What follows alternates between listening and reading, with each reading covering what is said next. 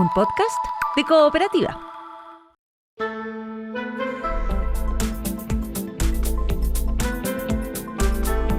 Hola Santiago La Chile, hola al mundo que nos sigue a través de cooperativa.cl. Este primer café de miércoles 27 de mayo lo vamos a compartir con la diputada del Frente Amplio, Constanza Schoenhout, con Luis Pardo, que es diputado de Renovación Nacional, con la secretaria nacional de la Democracia Cristiana, Alejandra Kraus, y con el diputado de Evópoli, Jorge Guzmán. Con ellas y con ellos entonces compartimos y ellos debaten en este primer café de hoy. Estás escuchando el podcast de El Primer Café, una presentación de cooperativapodcast.cl. Hola, ¿cómo están? Muy buenos días. Entramos acá en la política pura y dura con ustedes, ¿eh? A propósito de lo que está pasando, todo a partir del informe de finanzas públicas que se conoció, y que responsabiliza a la ex administración del presidente Boric, ¿no es cierto?, la administración económica, de errores. Incluso hay quienes sospechan de algo hecho con una intención de dolo, digamos, algo que no está, que no es legal, que merece una sanción. Y esa sanción sería la acusación constitucional que han impulsado republicanos y el Partido Nacional Libertario. De hecho, ayer acá en el primer café, el diputado Agustín Romero del Partido Republicano dijo que había hecho un sondeo entre diversas bancadas y que existiría el respaldo necesario para que esta acusación prosperara, que busca esclarecer si existió una vulneración al deber de transparencia fiscal, etcétera. También Johannes Kaiser dijo hay que hacer valer las responsabilidades políticas que corresponde. Bueno, pero esta iniciativa no es, digamos, no tiene un apoyo transversal en el oficialismo. A ver, quería comenzar justamente con Luis Pardo de Renovación Nacional. ¿Cuál es su opinión al respecto y si concuerda con la presidenta del Senado, que como que dijo, no se puede estar con esta ofensiva y al mismo tiempo llamando al diálogo para la reforma, la mega reforma? Bueno, la verdad, Cecilia, buenos días a los panelistas y a quienes nos escuchan. La verdad es que yo creo que hay mérito para una acusación, y más allá del mérito para una acusación constitucional, hay una conducta del ministro Grau y creo también del ministro Marcel que compromete gravemente el buen uso de los recursos públicos, y eso probablemente amerita una acusación constitucional. Sin embargo, a mí me parece que es inoportuna, porque hoy día el gobierno y quienes apoyamos al gobierno tenemos que concentrarnos en sacar adelante el país desde el lugar en que nos dejaron el país, no solo financieramente, sino que en todos los órdenes. Y por lo tanto, creo que una acusación constitucional de esta naturaleza nos distrae del foco principal y además genera ruidos en momentos que estamos negociando la reforma legislativa más importante, como es la ley de reconstrucción. Entonces, en eso yo coincido con la presidenta del Senado. Lo que no significa que llegado el momento, probablemente, y analizado el mérito de las acusaciones, yo voy a votar a favor. Pero me parece que políticamente no estamos tan convencidos de que sea oportuno y vamos a estudiar además en profundidad el texto de la acusación una vez que quienes la han anunciado lo presenten. Esta mañana escuchaba a Ignacio Briones decir, cuidado, no empecemos a acusar así, como así, hay que cuidar las instituciones, llamaba a la calma, que lo que se necesita es informar, pero no politizar esto, y hay varios economistas en ese sentido, ¿no? Y hoy José Pablo Gómez, el director de la DIPRES, en el Diario Financiero dice, el informe Finanzas Públicas no está acusando a nadie, lo que hace es corregir una trayectoria. ¿Cómo ves esta politización? ¿Cómo lo ve Constanza Schoenhout desde el Frente Amplio? Hola Cecilia, hola a todos y todas, buenos días. Mira, yo en esto creo que primero es importante poner atención a lo que están diciendo todos los expertos en todos lados. Tú misma, Cecilia, nombraste a Pablo García, que es vicepresidente del Banco Central, nombrado por Sebastián Piñera, que dijo que no hay errores en la estimación. El exministro Ignacio Briones, que dice, pasar de brecha de consistencia a dolo o fraude es pasarse 10 pueblos. Tenemos a Eduardo Engel diciendo esto es una discusión técnica que le corresponde a DIPRES, no debería convertirse en una pelea política. Y tomando todos esos elementos sobre la mesa, considerando que además este es un informe que tiene que presentar el gobierno y que tiene omisiones, solo genera un ruido político, pero no presenta lo que en realidad debería presentar. No tiene las estimaciones del impacto fiscal que va a tener la reforma tributaria en las finanzas públicas, no tiene las metas de balance estructural del gobierno ni las especificaciones donde van a generar nuevos gastos. Básicamente no tiene ninguna orientación alguna de lo que puede ocurrir en las finanzas públicas durante el presidente Kast. Entonces, lo que nosotros deberíamos saber es cuáles son las acciones de este gobierno en concreto para las finanzas fiscales, y eso no está. Lo único que está es un inédito punto de prensa. Inédito, porque nunca se ha hecho para habilitar, espérame Ceci, por favor, para habilitar finalmente que los partidos más radicales de este gobierno terminen justificando una acusación constitucional. Y yo con esto veo un patrón, y aquí voy a tu pregunta sobre la politización. Veo un patrón que hemos visto durante estos 2 meses. Primero, con la discusión sobre el Estado en quiebre. Segundo, sobre la discusión artificial de la casa fiscal. Ahora la discusión artificial del informe de finanzas públicas. Yo aquí lo que veo es o ignorancia o mala fe, porque el ministro Quirós o no tiene idea de macroeconomía y administración del Estado, o están inventando escándalos políticos para justificar lo injustificable, que es avanzar en recortes sociales. Y yo creo que eso es importante aclararlo, porque en los 3 episodios nadie les ha puesto piso en que sean elementos importantes para definir el futuro económico de Chile. A ver, quería preguntarle al diputado de Evópoli, Jorge Guzmán, ¿cómo lo ves, teniendo en cuenta que Evópoli, y tanto por las referencias que les hacía recién de Ignacio Briones, de su partido, el ex ministro de Hacienda, y varias otras voces, y también, como les citaba, al director de la DIPRES, cuando dice el informe de finanzas públicas no está acusando a nadie, lo que hace es corregir una trayectoria. Y las explicaciones también que ha dado el ex ministro Grau. ¿Qué le parece toda esta situación? ¿Qué dirían desde Evópoli, desde el pensamiento de Evópoli? Bueno, primero saludarte, Cecilia, saludar a los panelistas. Y hay varias cosas que yo quiero mencionar. Primero tiene que ver con la forma. A Evópoli, si bien es cierto somos 2 diputados de Evópoli en el Congreso, nadie nos llamó, nadie nos consultó, nadie nos pidió nuestra opinión, nadie nos ha remitido antecedentes, nadie nos ha dicho qué es lo que fundamenta, justifica y hace tan urgente el anuncio de una acusación constitucional. Y cuando estamos construyendo unidad, porque si bien no somos una coalición, pero sí estamos trabajando en unidad por el futuro de Chile, hubiésemos esperado que antes de tomar una decisión tan relevante como anunciar una acusación constitucional, fuera un tema que se discutiera con todos quienes están integrando hoy día las fuerzas en el Congreso de representativa o más cercana al gobierno. Así que eso desde una perspectiva ya nos parece que fue un inicio no acertado, para denominarlo de cierta forma. Lo segundo es que yo comparto lo señalado por Ignacio Briones. La acusación constitucional es un instrumento de última ratio que debe ser bien utilizado, y lamentablemente en Chile en los últimos 2 gobiernos a lo menos ha sido muy mal utilizado, y nosotros lo hemos hecho ver.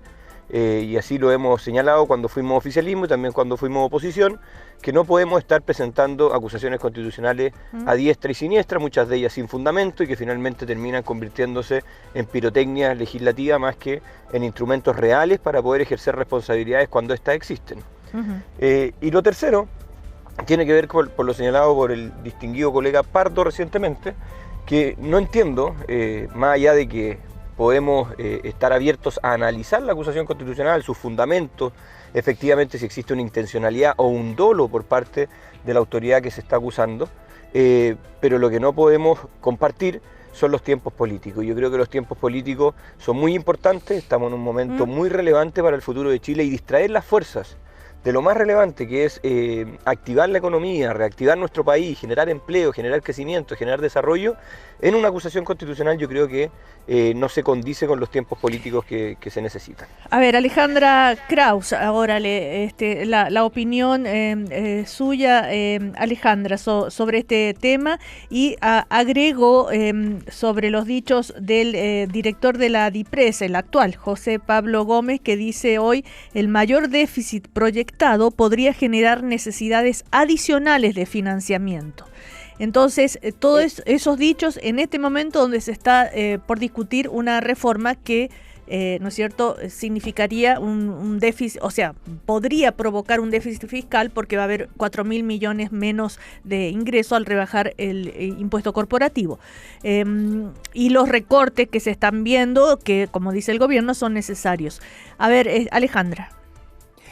Cecilia, un gusto y saludos a quienes son parte del panel y a los auditores. A ver, probablemente a propósito de las denominadas inconsistencias señaladas por el ministro Quirós en relación al informe fiscal, digamos, me parece que aparecen muchas aristas y probablemente estas declaraciones del actual director de la DIPRES probablemente nos entregan elementos que son importantes de analizar en este escenario y particularmente en torno al debate que se va a dar en el Senado en torno al proyecto de reconstrucción. Primero, en que no se acusa a nadie, importante señalar. Todos los expertos han señalado, pero categóricamente, que este es un tema de orden metodológico. Tanto Andrea Repeto como Engel han señalado que deben juntarse los técnicos. Pero aparece este elemento que tú señalas, que es posible que se requiera aumentar la capacidad de endeudamiento por parte del gobierno a propósito de la ley, ya de lo autorizado en la ley de presupuesto para este año. Y ahí me parece que es un elemento en que se vuelve a ratificar que este proyecto de ley que presenta el gobierno del presidente Kast va a aumentar el déficit fiscal. Entonces se crea un escenario de orden político revestido de alcances técnicos de difícil comprensión, de muy difícil comprensión por la ciudadanía, pero se establece una vez más un relato que revestido aparentemente de elementos técnicos, pero que no entra al fondo de lo que vamos a enfrentar como país en la propuesta económica que nos hace el presidente Kast. Y eso es lo complejo a mi juicio. O entonces utilizar la acusación constitucional, y ahí concuerdo absolutamente con el diputado Guzmán, y bueno, sin duda por el exministro Briones, la utilización de la acusación constitucional para generar hechos políticos y poner en riesgo la institucionalidad financiera de nuestro país, creo que todas las fuerzas políticas debiéramos hacer un paralelo a lo que está ocurriendo en el diálogo político de nuestro país. El ex candidato Kaiser, fíjese que al anunciar la acusación constitucional, revestido de mucha certeza, como de gran conocimiento jurídico constitucional, dice que el contenido del informe preparado por el gobierno del presidente Boric, ¿ya?, es falso y que incluso puede ser constitutivo de delito. Sí. Por favor, yo pido mesura. Me gusta tanto escuchar a la senadora Núñez de Renovación Nacional, que siempre insta a que miremos de manera distinta el escenario político.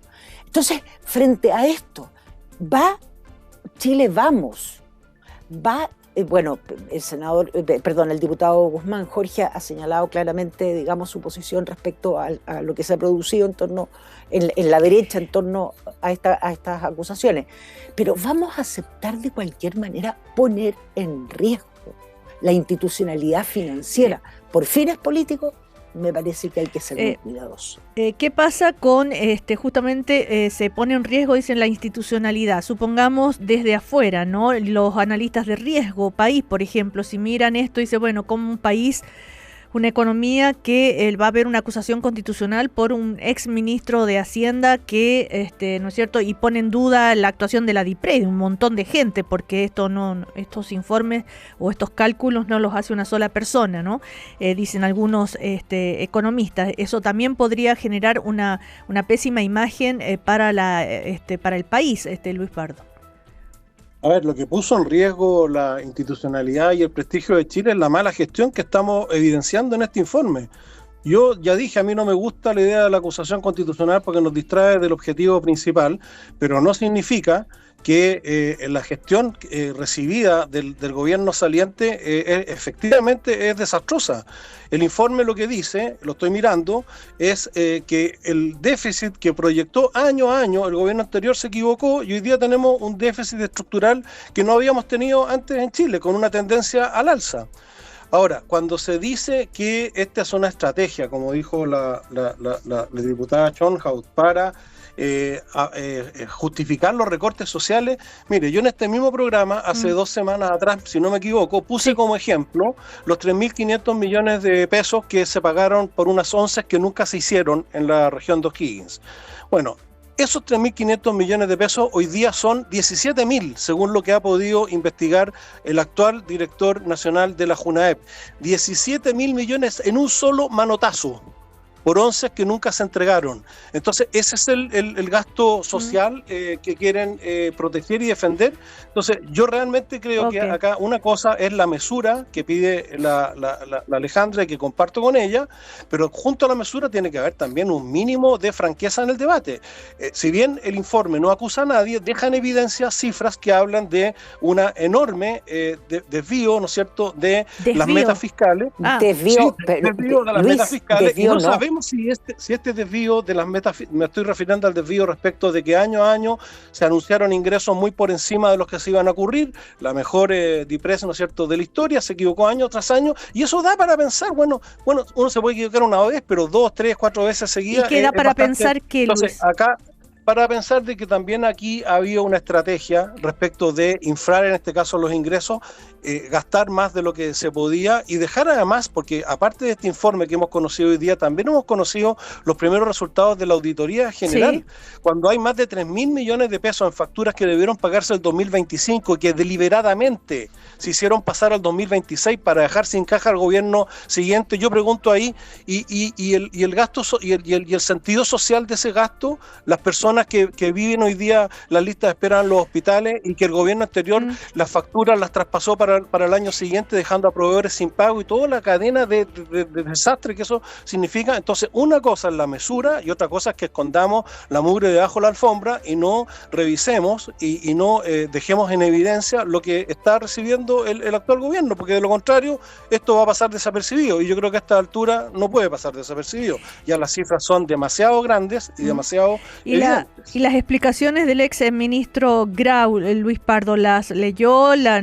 ¿Cómo las toma? Además, él mismo pide que se sienten los equipos técnicos de la administración anterior y de la actual a revisar. Él habla de que los cálculos se hacen en supuestos, las proyecciones se basan obviamente en supuestos. Estamos hablando de proyecciones macroeconómicas a 4 años y también habla sobre cómo se explica que la deuda subió menos y a pesar de esto. Entonces hay todo un análisis económico muy digamos específico, que no todos manejamos, ¿no es cierto?, a ese nivel muy técnico. ¿No meritaría primero, antes de llegar a conclusiones, una conversación y analizar bien todo? Cecilia, vuelvo a decir, yo por ejemplo estoy en desacuerdo con la acusación constitucional independiente. Me refiero a sacar conclusiones sobre lo que ocurrió. Las conclusiones están a la vista. Independientemente de eso se pueden juntar los equipos técnicos, revisar y podrán ir desmenuzando todo esto. Pero que hay un déficit fiscal que es muy superior al que se dijo cuando se produjo el cambio de gobierno, que hay una deuda pública que es mayor que la que se dijo, que hay gastos ocultos, y en este minuto van en 3.200 millones de pesos, pero yo presumo, porque he conversado en muchos servicios, se están encontrando con la misma situación. Esos son datos, no son temas opinables o que uno puede sentarse en una mesa técnica para analizarlos. Está el tema de las auditorías y esto que se está descubriendo, y el tema del informe, que son dos cosas, digamos, que están corriendo en paralelo, pero son distintas, ¿no? A ver, Constanza Schönhaus. ¿Constanza está muteada? Parece que sí. Le doy la palabra al diputado Guzmán entonces. A ver, ¿cómo separar, cómo clarificar para justamente la ciudadanía el tema, ¿no? Porque esto se arma todo, se junta todo en un solo paquete y genera mucha... Sí, Constanza, ¿estás ahí? Sí, estoy acá. Ya, te había dado la palabra. Sí, iba a hablar, pero no podía. ¿Le doy o...? Sí, dale, sí. Ya, perfecto. Mira, Ceci, no sé si escuchaste a Luis Pardo, que justamente te mencionaba. Perfecto. Ya. Sí, lo escuché perfecto. Y a mí me parece que aquí todos podemos tener opiniones sobre el gobierno anterior, sobre el gobierno actual, sobre el gobierno del presidente Piñera y de ahí para atrás, todo lo que queramos. Pero me parece que es clave que cuando hablemos de estas cosas consideremos efectivamente lo que dicen y lo que están evaluando las personas que saben de estos temas. Entonces voy a volver al informe de política fiscal del que estamos hablando, donde aquí el diputado Pardo dice, digamos, que acá este informe está lleno de irregularidades y gastos ocultos, etcétera, no etcétera. Eso, perdón. Pero que no pongamos palabras. No, lo que yo dije está grabado. Yo dije que el informe acusaba desvío de las metas y que eso efectivamente no acusaba a nadie, pero los datos que están en el informe son elocuentes. Pero yo no he dicho que irregularidad ni ninguna. Bueno, pero en base de eso después hiciste varias acusaciones. Pero lo que voy a decir me refería es que al manotazo de la Junaed lo que sí reconoce este informe, o al menos no lo niega, son dos cuestiones que me parece fundamentales poner sobre la mesa, Cecilia. Lo primero, el gobierno del presidente Boric fue el primero en comenzar un proceso de ajuste del gasto fiscal precisamente para tener una mejor eficiencia y para evitar los gastos que se estaban mal haciendo. Estamos hablando de un 23% de recortes que se hicieron durante el año pasado precisamente para apuntar a la convergencia fiscal. Lo segundo, tanto que hablamos de deuda, el gobierno del presidente Boric, el 2025, fue el primer año, después de 18 años, donde no aumentó la deuda, ¿ya? Esas son acciones concretas para apostar a la convergencia fiscal. Voy a recordar que el problema de endeudamiento que tiene en Chile lleva 2 décadas. No partió hace 4 años, no partió hace 2 años. Por tanto, las acciones que se han tomado durante los últimos 4 años han ido estrictamente en la dirección de equilibrar y sanear las finanzas públicas de nuestro país. Voy a recordar, en materia de inversión y trabajo hacia afuera, en materia de crecimiento y apuestas por el crecimiento, que el 2024 fue un año... Ceci, porfa, déjame terminar esta idea y te doy la palabra. Un récord de inversiones el 2024, y eso habla precisamente de acciones económicas que van dando certezas también hacia afuera de que Chile es un país donde se puede invertir. Y eso se ha expresado también en los niveles de riesgo, de bajo riesgo de inversión que hemos tenido en distintas evaluaciones internacionales. Y por último, respecto al gasto público, yo estoy completamente de acuerdo con usted, diputado, que si aquí hay gastos que se están haciendo mal, por supuesto que hay que eliminarlos. Y si aquí hay 11 que no se pagaron, bueno, que quienes sean responsables tienen que asumir esas responsabilidades respecto de estas 11 que usted plantea.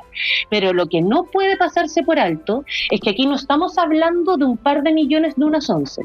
Estamos hablando de más de 400 millones de dólares que están recortados en salud, que están afectando principalmente a la atención primaria de salud, donde tienen los municipios de manera transversal, desde el alcalde de Huechuraba hasta el alcalde Tomás Bodanovich, diciendo con claridad, esto nos va a obligar a cerrar los spam más temprano. Entonces, de ese recorte social estamos hablando.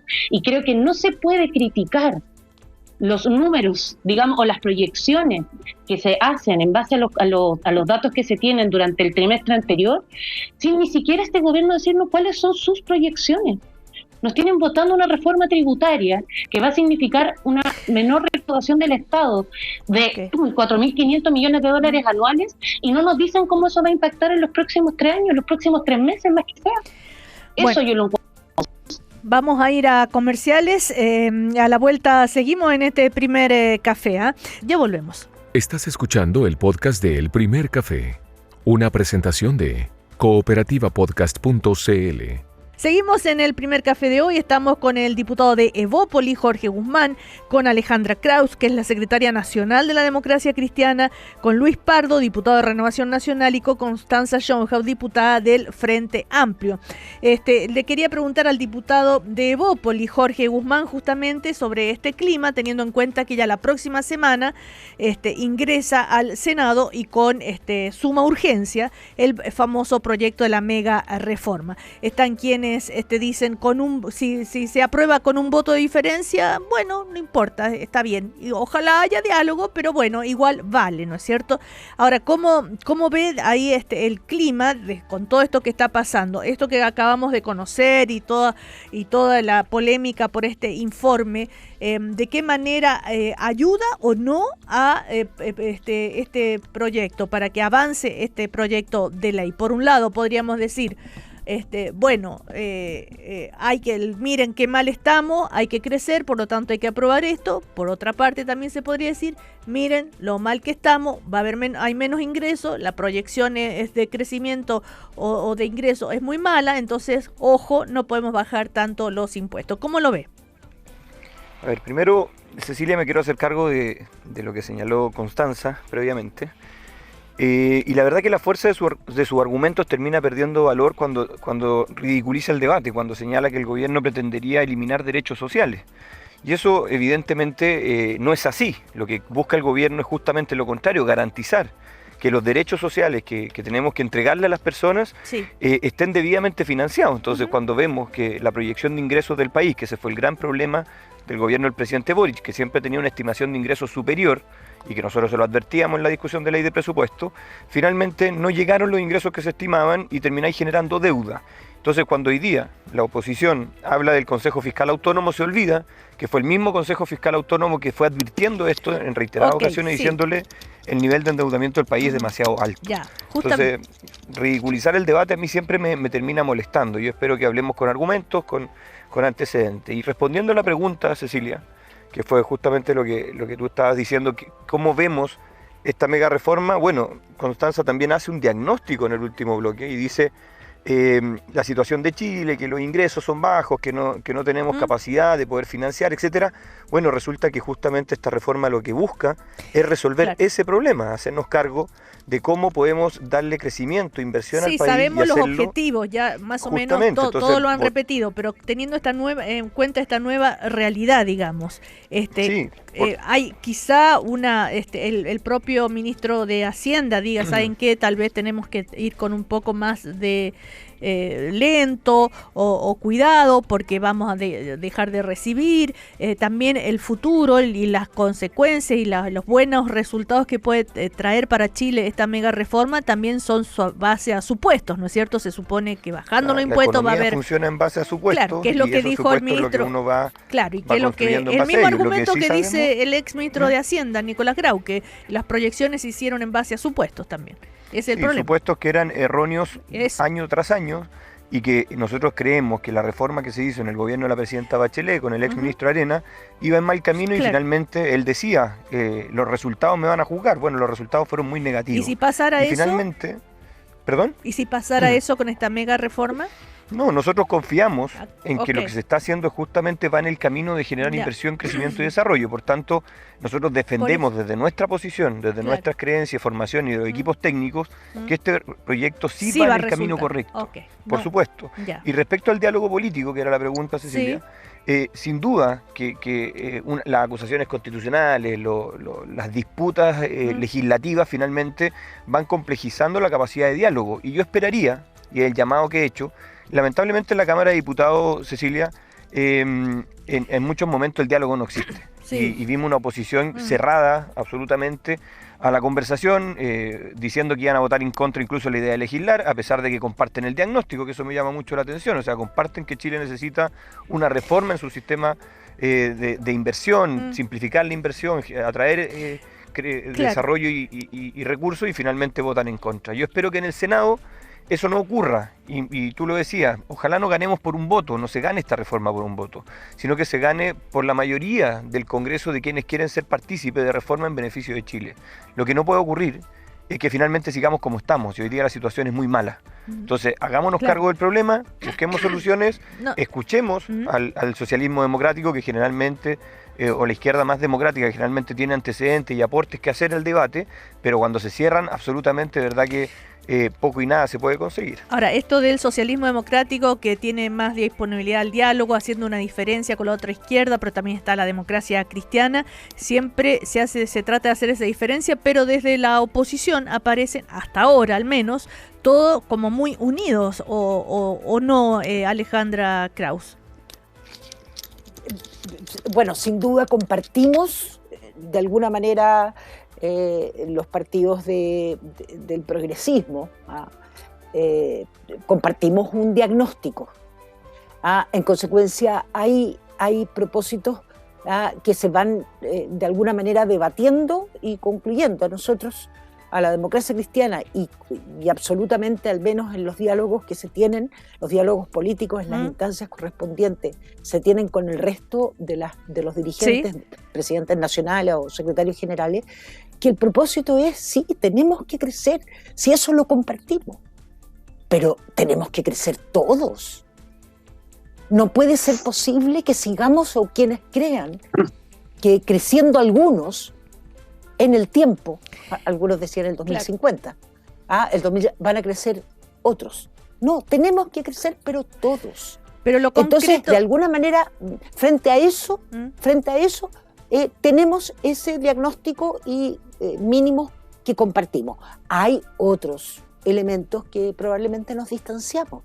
Y en eso hemos aprendido a valorar esa diversidad, que yo veo también en la derecha, que empieza a ocurrir en parte de la derecha, que esa diversidad tiene un valor, y en consecuencia el diálogo es permanente entre los dirigentes. Ahora, ¿qué va a pasar en el Senado justamente con los senadores de la democracia cristiana? Hoy leía en el diario que para el gobierno uno de los interlocutores para iniciar el diálogo sería el senador Flores. Recordemos que está la senadora Yasna Proboste, está el senador Huenchumilla. Todos ellos han dicho hasta ahora que van a votar en contra de la idea de legislar, que no se ha tomado en cuenta las observaciones de la democracia cristiana. En fin, siguen realizándose esas reuniones los días lunes de todo el progresismo, de la oposición, pero ya estamos a puerta de que comience esta discusión la próxima semana, después de la cuenta pública. Se mantiene, ¿sí? Cecilia, los senadores han sido tremendamente claros en ese aspecto, que la idea de legislar, porque se estima que es un mal proyecto para Chile. Es un mal proyecto para Chile. Más si se le añaden todos estos otros elementos adicionales en el debate y diálogo político. Fíjese que yo, a propósito de este informe de política financiera, digamos, y las declaraciones de unos u otros, amenazas de acusaciones constitucionales, fíjese que yo pensaba, no solo esto atenta contra, digamos, las proyecciones, los análisis, el diálogo político, con cuántos votos se va a aprobar en definitiva la mega reforma, que todo indica que claramente se está instando a que no exista un acuerdo transversal mayoritario que le dé estabilidad al país. ¿Eso usted cree que genera de alguna manera interés en los inversionistas extranjeros para venir a hacer sus apuestas de crecimiento corporativo, empresarial a Chile, a un país que las propias autoridades ponen en riesgo la institucionalidad financiera, con un debate que nunca este país había tenido? Ni siquiera lo tuvimos, Cecilia, si eso es con digamos, la transición democrática. No fue el ministro de Hacienda Alejandro Foxley peleando con las autoridades de Pinochet. A ese nivel de responsabilidad política se tenía en este país. Entonces, hoy día se pone en riesgo la institucionalidad financiera. Y es mucho más lo complejo. No es solo aprobar por pocos votos esta mala reforma para el país, sino que es poner en riesgo lo atractivo que este país pueda ser para los inversionistas. Ok, a ver, hay otras noticias en torno al ministro Quirós, solo la menciono. ¿Safi? Sí, sí, Constanza. Sí, ¿quiere decir algo? Sí, un punto cortito. Mira, a propósito de lo que decía el diputado Guzmán, yo quiero traer a colación, que no lo hemos conversado acá, pero la declaración que hicieron de la Asociación de Municipalidades de Chile, de manera transversal los alcaldes, quiero recordar que quien lo dirige, el alcalde de Zapallar, Gustavo Alessandri, que no es exactamente de la oposición, por el contrario, es del oficialismo, y en esa declaración a mí me llama la atención que hacen 3 puntos que son clave. Primero, critican la falta de diálogo del ministro Quirós y llaman a dialogar. 2, llaman al Congreso y al gobierno a detener la tramitación del proyecto de ley de reforma tributaria hasta que existan instancias formales de conversación con las autoridades comunales, y rechazan los recortes presupuestarios en salud y educación, considerándolos una ruptura de los compromisos explícitos del gobierno. Así es. Y quiero hacer esta aclaración porque yo comparto plenamente lo que están planteando los alcaldes. Y me parece que cuando son las autoridades que están en el día a día con la ciudadanía, cuando son las autoridades que gestionan los recursos del Estado para dar la atención de salud, la hora en el CESFAM, para pagar la ventana rota del colegio, y te están diciendo, hey, alerta, esto está afectando la vida cotidiana de la gente y este proyecto está mal enfocado, creo que en todos esta mesa debiésemos poner atención. Creo que el gobierno debiese poner atención. Creo que cuando el alcalde Max Luksic de Huechuraba, que es de RN, dice cada peso menos en salud es menos atenciones en salud, no me pueden venir a decir que con menos plata se hace más. Creo que cuando nos dicen que recortar recursos no es recortar, es suspender, eso no es cierto. Que cuando descontinuar es reformular, eso no es cierto. Y lo que no logro entender de este gobierno es que nos digan, tenemos menos ingresos, y la conclusión sea, por eso empujamos una reforma que va a generar menos ingresos. Uh-huh. Y creo que eso no es ridicularizar el debate, diputado. Esos son los elementos que están sobre la mesa, refirámonos a ellos. Pero me parece que esa es la transparencia que requiere el país. A ver, Luis Pardo. ¿Silvia? Sí. Bueno, yo creo que todos estamos pendientes de cómo impactan los recortes. Lo importante es lo que ha señalado hoy día la ministra Txomalí a propósito de los recortes, que hay espacio, así como hay manotazos en Junaep, hay manotazos en el sistema de salud. Yo he estado fiscalizando y revisando, el Hospital Van Buren de Valparaíso tiene más de 5.000 millones de pesos acumulados solo del 2025 a la fecha en compras directas que debieron haber sido por licitación pública. Nadie sabe si eso se compró efectivamente, si lo que se compró llegó a los inventarios, porque está todo el sistema adulterado.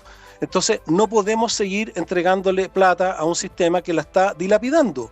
Lo que hay que estar es encima para que efectivamente los recortes se apliquen en esos espacios. Por ejemplo, no puede ser que hoy día tengamos más operaciones los fines de semana con alto costo a sociedades médicas y los mismos médicos operen casi nada durante la semana.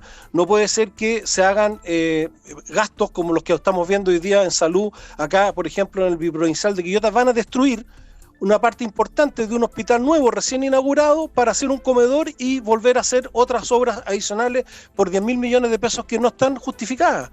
Entonces yo creo que el recorte en salud, como recorte en todos los espacios, tiene que cuidar la autoridad y por supuesto quienes tenemos un rol fiscalizador que no afecta a los pacientes en el caso de la salud, pero tampoco que se siga gastando la plata de la manera que se está gastando. Ahora, el propio senador Macaya tiene dudas respecto a las explicaciones de la ministra Txomalí. Dijo que apuntan justamente al efecto que va a tener estas reducciones presupuestarias en la atención primaria de salud. El ministro Quirós y la ministra de Salud dijeron, ¿no es cierto?, que no iba a existir recorte. Hay que ver de qué manera conversa eso con este recorte, que no iba a haber recorte de gasto social en salud que afectara a los pacientes. Y que hay que ver, o sea, incluso tenemos la necesidad, dice el senador Macaya de la UDI, tenemos la necesidad de entender de qué manera esto puede impactar, sobre todo en comunas que hoy son absolutamente deficitarias en su APS. O sea, hay algo, quizá falta comunicar mejor. Él es el presidente de la Comisión de Salud del Senado. Entonces, yo creo, Cecilia, que al igual como ocurrió con el recorte del 3%, que en este mismo programa lo conversamos muchas veces y yo lo señalé, no significa que a todos le va a llegar exactamente el 3%.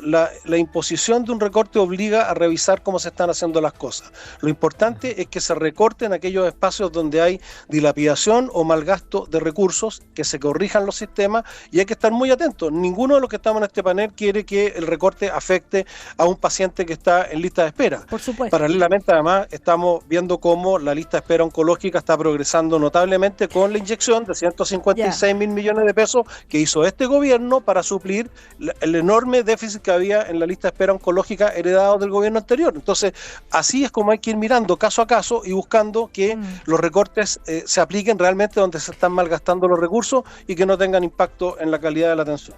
Pero no se puede seguir entregando plata a fondo suelto, ¿no es cierto?, cuando sabemos que hay dilapidación de recursos. Y en el sistema de salud va a venir muy pronto un informe completo de cómo se dilapidan los recursos en una importante cantidad de hospitales del país.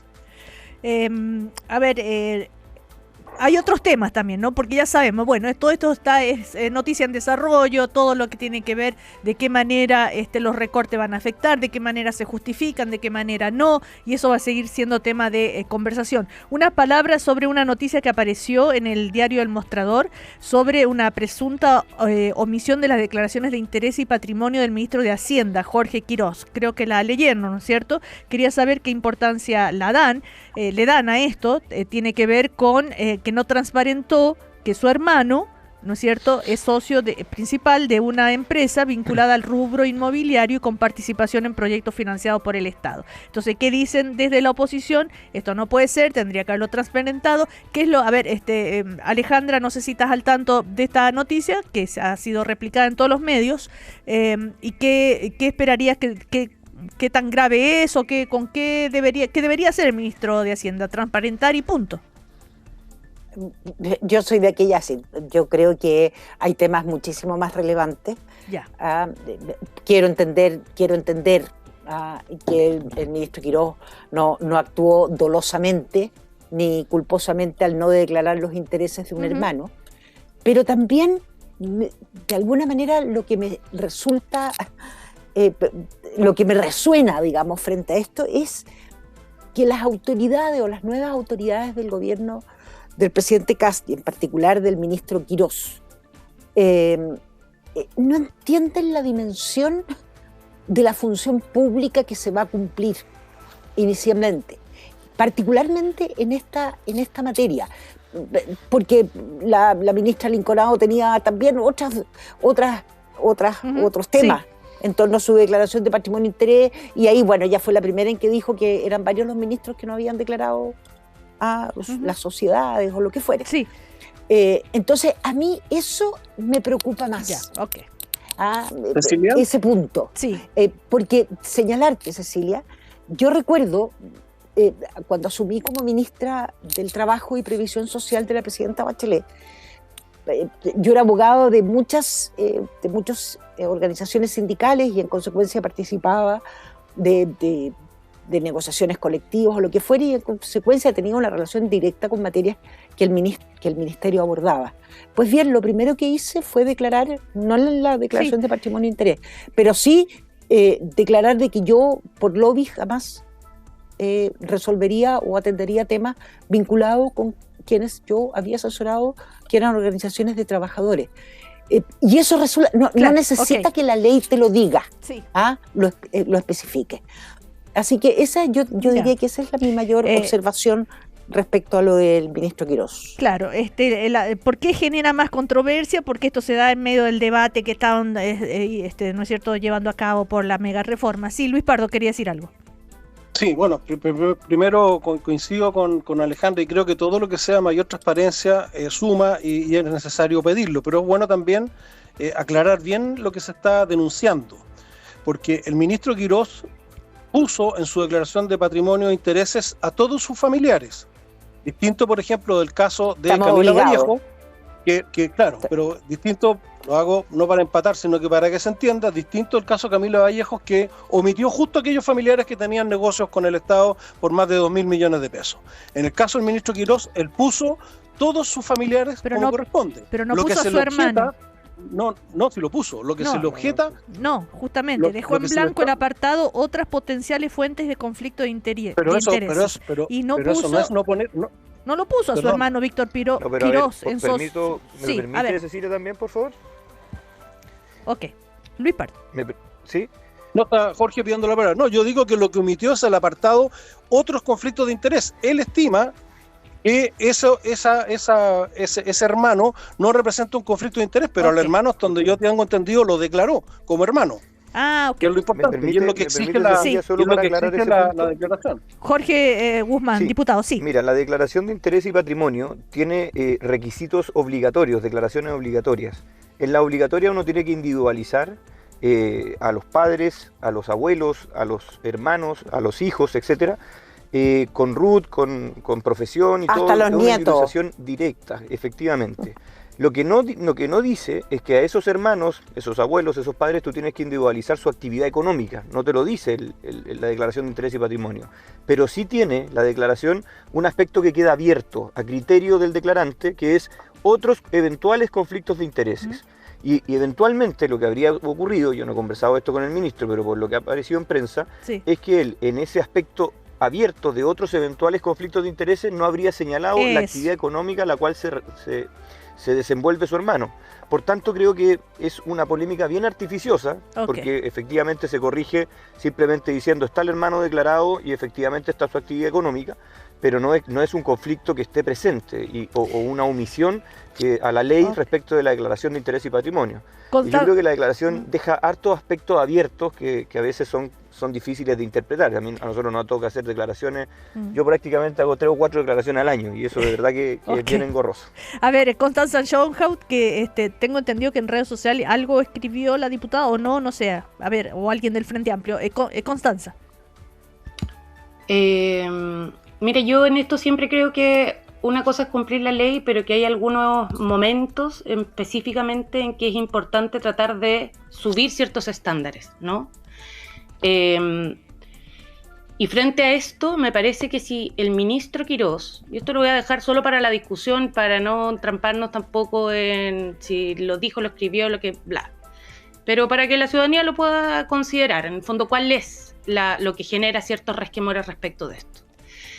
El hecho de no haber declarado la actividad económica de su hermano, que es de inmobiliarias y constructoras, que de hecho están involucrados con el caso Kandinsky, este edificio también de los socavones en Viña del Mar, o sea, no es una inmobiliaria menor, digamos, se da en un contexto donde la primera tarea que asumió el ministro Quirós es empujar una reforma, que es la que está discutiéndose ahora en el Senado, que contiene varias reformas que consideran la eliminación del IVA para las constructoras inmobiliarias y que significa una facilitación en materia de permisos para las constructoras.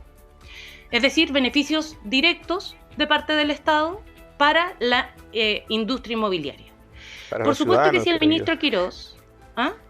Para los ciudadanos también, esa es la idea. No, para las inmobiliarias, porque el IVA no se le quita, o sea, no se le resta a los ciudadanos, se le resta a las inmobiliarias. Pero Constanza, el valor de venta sin IVA es distinto. Las propiedades cuando tienen un valor más bajo les beneficia a la clase media que no puede acceder hoy día a las casas porque tienen un 20% mayor de costo. Entonces, Constanza, sinceremos también los argumentos, ¿no? Sí, diputado, le voy a sincerar lo mismo que dijo la Cámara Chilena de la Construcción en la Comisión de Hacienda, que dijo que ya que ellos tienen el crédito por IVA, lo que en realidad va a impactar en la compra de viviendas es entre un 1 y un 4% menos, no el 19%. Esto respecto al precio, pero no respecto Entonces, a la restricción eso lo económica. dice pero déjeme terminar. Eso lo dice directamente la Cámara Chilena de la Construcción, y lo que nosotros hemos planteado es que el IVA se elimine para los compradores y no para las constructoras. Entonces, efectivamente, esto es un beneficio para las constructoras. Y si la principal tarea del ministro de Hacienda es empujar reformas que consideran este tipo de beneficios, por supuesto que surge la duda de si correspondía como un acto de transparencia y probidad que declarara voluntariamente que su hermano tiene una empresa de estas características, ¿no? Esa es la discusión que hoy día se está dando. Entonces, yo diría, sí, uno hubiese esperado mayor transparencia en esto, y me gustaría de todas maneras saber la respuesta del ministro, que es el que está interpelado en esta polémica, que entiendo todavía no se ha pronunciado sobre el tema. Así es, vamos a ir a comerciales. Sí, a la vuelta, Luis Pardo, ¿ya? Nos vamos a comerciales y seguimos. Estás escuchando el podcast de El Primer Café, una presentación de cooperativapodcast.cl. Último bloque, nuestro primer café de hoy. Estamos con Luis Pardo, Constanza Schoenhout, Alejandra Kraus, Jorge Guzmán. Bueno, a propósito de que estábamos escuchando recién al ministro Arrau, y justamente el tema que también quería abordar con ustedes tiene que ver con el tema seguridad. Recordemos que el ministro Arrau se reunió con el exministro de Seguridad, Luis Cordero, que también dijo, ¿no es cierto?, que con la política, con lo que existía en materia de seguridad en el gobierno de Gabriel Boric, las herramientas eran suficientes, pero que van a presentar muchas otras, digamos, proyectos de ley en ese sentido. La ex ministra Toá, a propósito de los dichos del ministro Arrau, también dijo que esa política no es del gobierno anterior, sino llamando que es del Estado, haciendo un llamado a que se tome como la seguridad como política de Estado. Y por supuesto que tienen que ponerle sus énfasis y cumplir con las promesas de campaña. A ver, sobre ese punto que me gustaría una reflexión, porque la llegada del ministro Arrau marca un cambio bastante grande con la ex ministra Steiner, ¿o no, Luis Pardo? Bueno, efectivamente el ministro Arrau es una persona que tiene unas competencias y habilidades de gestión particularmente, que yo creo que es lo que más se necesita hoy día en el Ministerio de Seguridad.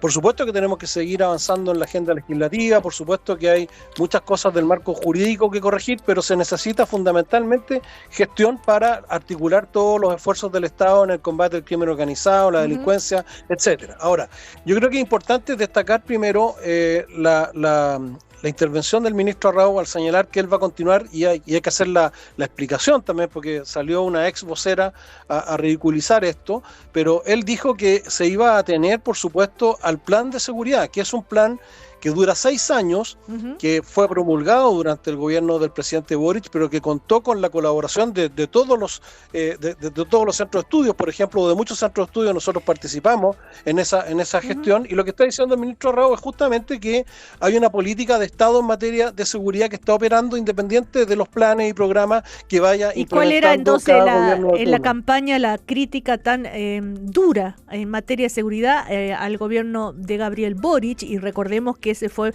una de los grandes temas y promesas de campaña por la que, según analistas, gana la elección José Antonio Kast. Bueno, recordemos que el presidente Boric debutó indultando delincuentes. No, pero me refiero, teniendo en cuenta, si hoy me refiero a lo que acaba de decir el diputado, de la política de seguridad del gobierno anterior. Porque es distinto la política que el plan de seguridad. Reitero, la política de seguridad son los grandes lineamientos que se acuerdan y que se publican, ¿no es cierto? En este caso le corresponde el trámite de publicarlo al presidente Boric, pero que tiene que ver con la creación del Ministerio de Seguridad y la política que acompaña ese ministerio.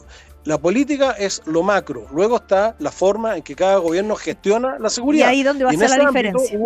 Y ahí hubo una crítica muy fuerte. Ahora, yo también reconozco elementos positivos. Yo creo que, por ejemplo, el paso de Gendarmería desde el Ministerio de Justicia al Ministerio de Seguridad fue un gran aporte de la gestión del ministro Cordero, y eso hay que reconocérselo, porque ese era uno de los grandes déficits que nosotros, y digo nosotros en mi rol anterior, veníamos anunciando y pidiendo, porque no podía ser que Gendarmería, que es una policía, esté sindicalizada y sometida a todas las presiones que eso significa. Entonces hay cosas buenas, por supuesto, y nadie las desconoce, pero hubo una crítica fundada al estilo y a la conducción de la seguridad por parte del presidente Boric, empezando por los indultos y otras cosas más. Ok, a ver, Alejandra Kraus, por una parte se puede tomar como una noticia positiva de que se reconozcan las cosas buenas y se continúen, y que no se discuta tanto en un tema tan sensible como seguridad, y que se tome como política de Estado, pero sin embargo, ¿no es cierto?,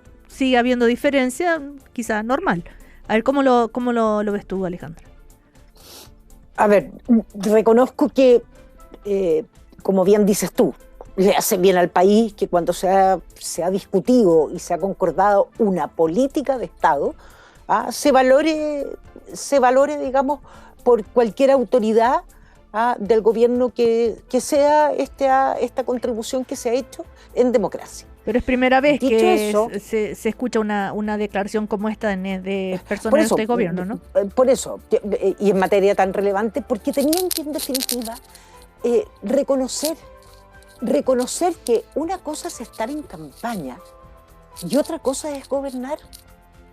Porque tenían que reconocer, en definitiva, que los esfuerzos que se habían liderado en el gobierno del presidente Boric con la ministra Toá, tenían una profundidad y fundamento que le hacía bien al país. El país había logrado, siguen cosas pendientes, sin duda, en tema crimen organizado, etcétera, tenemos temas pendientes de visiones respecto al cual no han avanzado algunos aspectos de proyectos de ley. Pero debía valorarse, porque la campaña fue, Cecilia, muy dura en aspecto de seguridad. Muy dura. Yo escuchaba atentamente el informativo de ahora de las vías de la radio, y terminaba diciendo creo que era Verónica, sí. ¿No es cierto? Decía, el noticiero ha sido, digamos, cargado a lo policial. Porque efectivamente el tema policial en nuestro país, a pesar de haber sido electo el presidente Kast, ha recrudecido. Sí, tenemos problemas serios. Entonces la campaña fue muy dura porque se le advirtió, se le preguntó al candidato Kast cómo lo iba a resolver, cómo iba efectivamente a abordar el tema delincuencial, el crimen organizado, el tema migratorio, no nos olvidemos la complejidad respecto al tema migratorio. Entonces me parece bien. Me parece bien que las nuevas autoridades y particularmente el nuevo ministro Rau lo reconozcan.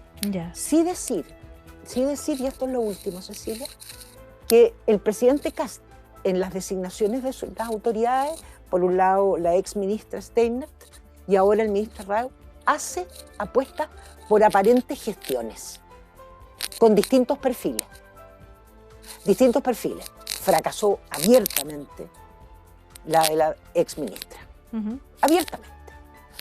Ahora esperemos, como bien señala Luis Pardo, que se caracteriza el ministro Rau por gestión, que efectivamente sea una designación que lleve a resultados que este país efectivamente quiere. Eso es volverse. Sí, a ver, Jorge Guzmán. Sí, bueno, yo Cecilia, comparto mucho lo señalado por Luis. Efectivamente, una cosa tiene que ver con el plan de seguridad, perdón, el programa de seguridad, que definitivamente es una política de Estado, y eso uno lo valora significativamente, porque más allá de a quién le toca gobernar, son las directrices, son los lineamientos sobre los cuales se construyen las acciones que finalmente ejecutan los gobiernos. Y yo confío plenamente en que el ministro Rau va a liderar desde la cartera de seguridad acciones concretas para enfrentar la crisis de seguridad que vive Chile. Y yo creo que ahí está justamente la diferencia, y tomando las palabras de Alejandra, yo creo que el gobierno anterior fracasó en cómo enfrentaba la crisis de seguridad. De hecho, la propia ministra Toá lo señaló en algún minuto, dijo, nosotros pecamos de no entender que el problema de seguridad era un problema importante para Chile, y finalmente se fue postergado en muchas decisiones. Y a diferencia de este gobierno que sí lo ve así, y yo creo que ya en temas legislativos hemos avanzado mucho. Nosotros logramos sacar en la administración anterior muchas leyes que fueron rechazadas en la época del presidente Piñera, partiendo por la ley Nain Retamal, por la ley de robo de madera, por la ley de usurpación, etcétera. Habilitamos herramientas legislativas que permiten hoy día tomar acciones concretas contra la crisis de seguridad. Y en eso yo no me pierdo ni un segundo. Yo creo que tenemos diferencias significativas entre el gobierno anterior y el gobierno actual de cómo enfrentamos con acciones concretas la crisis de seguridad que tiene Chile.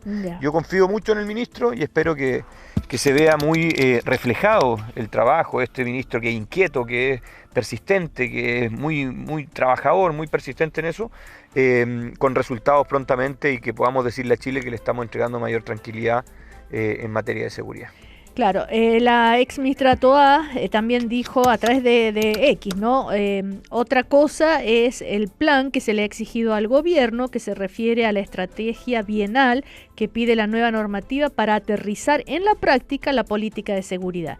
Es el paso pendiente y es ahora el ministro Arrau que dijo ayer, sí existe un plan de seguridad de este gobierno y que en los próximos días se va a presentar un paquete legislativo muy potente. Esto del plan de seguridad, si existía, si no existía, bueno, una polémica que a la ciudadanía, la verdad, en el fondo le importa poco, pero lo que le importa es que se hagan las cosas, ¿no? A ver, Constanza Schoenhoff. Sí, mira, a mí yo creo que lo primero es preguntarnos por qué, o sea, qué pasa en Chile o qué ha pasado los últimos años, que nos preguntamos, o sea, que estamos comentando algo que debería ser obvio, ¿no? O sea, es noticia que el ministro de Seguridad reconoce que la política de seguridad es una política de Estado. Eso es algo que venimos repitiendo hace 3, 4 años al menos. Y creo que hacemos de esto, o sea, se hace de esto una noticia por algo que decía Alejandra.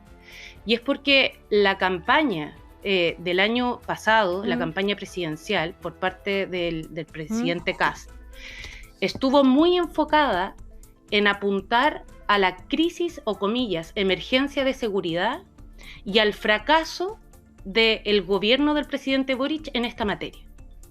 Entonces, yo lo primero es que me parece valorable el cambio de postura, ¿no? Y yo no sé si esa campaña es porque, bueno, en las campañas uno hace metáforas o hipérboles o exagera ciertas cosas, o por falta de conocimiento, pero efectivamente algo importante que se logró en el gobierno del presidente Boric fue crear el Ministerio de Seguridad, con el afán de profesionalizar la lucha contra la delincuencia. Es decir, que ya no fuera solo una parte de lo que hace un ministro, sino que tuviéramos un ministerio donde quienes tienen que integrar ese ministerio tienen que ser profesionales con experiencia, con conocimiento. Y eso a mí me parece importante destacarlo, porque de hecho el único partido que votó en contra de la creación del Ministerio de Seguridad fue el Partido Republicano. Y curiosamente es el ministro Arrau, vicepresidente del partido. Entonces creo que ese cambio es una buena noticia para Chile. Porque como tú bien dices, Ceci, lo que la gente necesita es seguridad, es certeza y es claridad también y honestidad respecto de lo que está funcionando y lo que no está funcionando. Porque lo que no corresponde ni en campaña, ni en gobierno, ni en la radio, ni en ningún lado, es utilizar el miedo de la gente, el miedo legítimo, para exacerbarlo con informaciones que no muchas veces son correctas. Entonces, yo creo que ojalá que este sea un punto de inflexión. Y aquí, de nuevo, desmarcarme de las palabras de mi antecesor, ¿no? Cuando se dice, tenemos grandes diferencias porque creemos que las cosas se hacen distinto, pero hasta el día de hoy, ¿distinto cómo?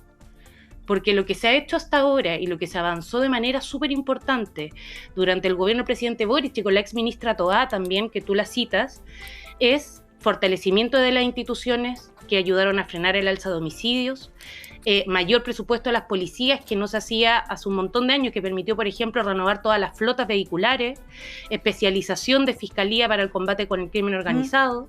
Entonces, creo que esas cosas, cuando uno dice, está bien valorarlos, y yo creo y hago un llamado también al actual oficialismo a que valorar las cosas que se hicieron bien es solo grandeza. No significa estar renunciando a lo que creen, ni estar renunciando a, digamos, a su partido o a su perspectiva política. Y creo que esa grandeza es lo que hoy día espera el país de nosotros. Nos quedan Sí, Luis Pardo. Sí, mira, bueno, me parece muy bien que durante el gobierno del presidente Boric se haya repuesto la flota de vehículos de carabineros. El 30 y tantos % de esa flota fue destruida por los delincuentes que el presidente Boric indultó, y en ese sentido lo menos era reponer la plata, aunque sea con el bolsillo de todos los chilenos, de lo que destruyeron durante el estallido social.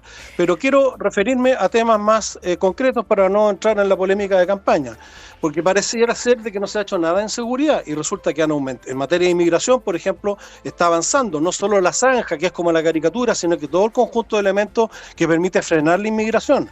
Se dio una orden distinta al uso de las Fuerzas Armadas, tanto en la zona macro norte como en la zona macro sur, que está dando también resultados. Y hoy día las expulsiones han aumentado significativamente respecto de el gobierno anterior. Entonces, hay efectivamente un cambio en la agenda de seguridad muy notable, muy importante, independientemente del cambio de ministro y de la necesidad de profundizar en lo que es el programa de seguridad para poder dar a conocer aquello que se puede dar a conocer conocer, porque tampoco se puede estar dando todo públicamente cuando son materias altamente sensibles. Claro.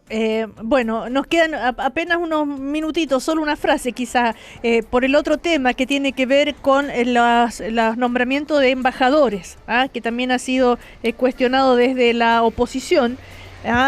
O por algunas personas de la oposición. Recordemos que es el ex senador Francisco Chaguán, nombrado embajador en México, Juan Antonio Coloma, el ex senador en España, Jorge Tarud en Bruselas. También está el empresario Andrés Ergas en Estados Unidos, Roberto Ampuero, ex ministro de Piñera, escritor que fue nombrado representante permanente de Chile ante las Naciones Unidas. Bueno, entonces vienen, los diplomáticos de carrera expresan preocupación. Esto es algo que ha ocurrido en otros gobiernos, cuando hay gobiernos que nombran personas que vienen del mundo político como embajadores, los diplomáticos de carrera no les gusta. Ahora, en ese sentido, se le consultó al viceministro Claudio Alvarado por las críticas a la oposición, porque dicen desde la oposición, bueno, finalmente están cayendo en los premios de consuelo que ellos criticaban. Alejandra Kraus. A ver, como bien dices tú, Cecilia, esta es una crítica que siempre se ha realizado desde particularmente los embajadores de carrera, más allá de los cuestionamientos. Yo por razones, tengo más respeto, por razones familiares, por su respecto padre. De quienes, exactamente, de quienes han sido embajadores políticos. Claro. En consecuencia, ahí tengo ciertas observaciones. Lo que sí puedo señalar, absolutamente, que creo que las definiciones de un gobierno, y aquí apareciera más diluido, es que los premios de consuelo que se entregan sí me preocupan, porque la representación del país en los distintos estados, en el concierto internacional, deben responder a definiciones de política del ministerio. Veo la poca definición en torno respecto de mujeres. Entonces, creo que eso es una falta de definición del gobierno del presidente Kast que me preocupa muchísimo más. Pero yo soy cauta y por razones personales respecto a las designaciones el tema desde la oposición es, bueno, ustedes criticaban que había nombramiento de político y están haciendo lo mismo. Entonces el ministro Alvarado le dice, bueno, primero llamaría a la oposición a que revise sus propios nombramientos. O sea, vuelve este tema de el empate, o lo que se prometió en campaña finalmente no se puede cumplir. En ese sentido, por eso, Cecilia, no puedo sino coincidir con quienes han manifestado desde esa perspectiva. Hoy se hace desde la política lo mismo que se dijo que no se iba a hacer. Y vuelve la ciudadanía a tomar distancia respecto a los compromisos en campaña y vamos decayendo respecto a las definiciones que en democracia debemos adoptar. Y eso sí es preocupante. A ver, Jorge Guzmán, diputado. Mira, yo discrepo en algo. Primero, siempre han existido embajadores de carrera con una mezcla, un porcentaje también de embajadores que tienen una trayectoria política.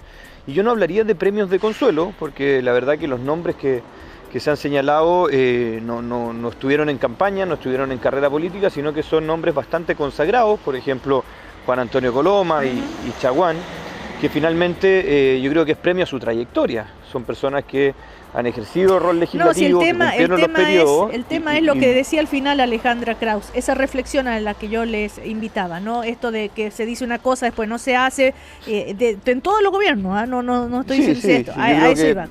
¿Cómo salir de eso? De hecho, me recuerdo el presidente Boric, no más pituto, y finalmente pasaba, no más familiar, etcétera. Y efectivamente hay ahí una promesa incumplida de gobiernos constantes. Pero yo de verdad que creo que que dejaría atrás estas polémicas, a mi juicio, bien artificiosas, bien inventadas, porque en la práctica es recurrente que los embajadores sea siempre un porcentaje de embajadores de carrera y otro porcentaje de embajadores políticos en algunas países que son bien significativos. A ver, Luis Pardo, ¿fue un error entonces haber prometido eso o haber criticado eso porque saben que finalmente es algo que se hace y que es lógico y que está bien?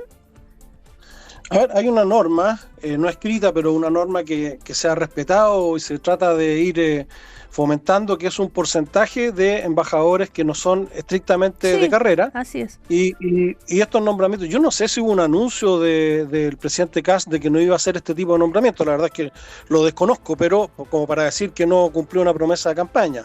Pero me parece que se está dentro de la norma, son personas que representan además un aporte al país importante desde el ámbito legislativo, de distintos ámbitos, y que mientras no se afecte como se afectó, perdón que lo tenga que decir, aquí parece que esto es empate, pero como se afectó el nombramiento de personas que no cumplían con los requisitos y se saltaron la lista de muchos funcionarios de carrera para ser embajadores. Yo creo que hay que fortalecer la carrera diplomática.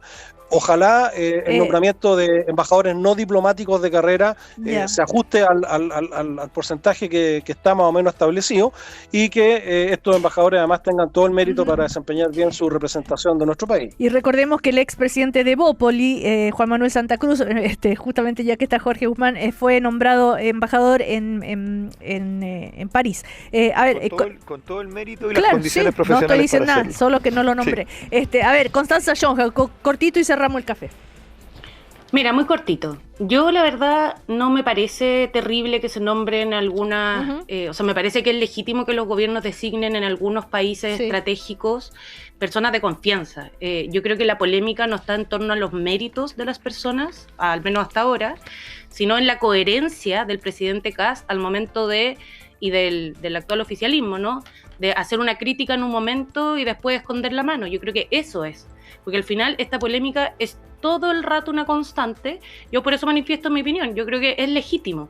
Y espero que lo dejemos hasta ahí, ¿no? Pero la gran pregunta es, ¿cuántas promesas más que se hicieron en campaña van a ser incumplidas por este gobierno? Yo creo que esa es la pregunta de fondo. La otra pregunta es, ¿cuántos datos, o sea, con cuánta evidencia y datos concretos se va a ir construyendo y gobernando hacia adelante?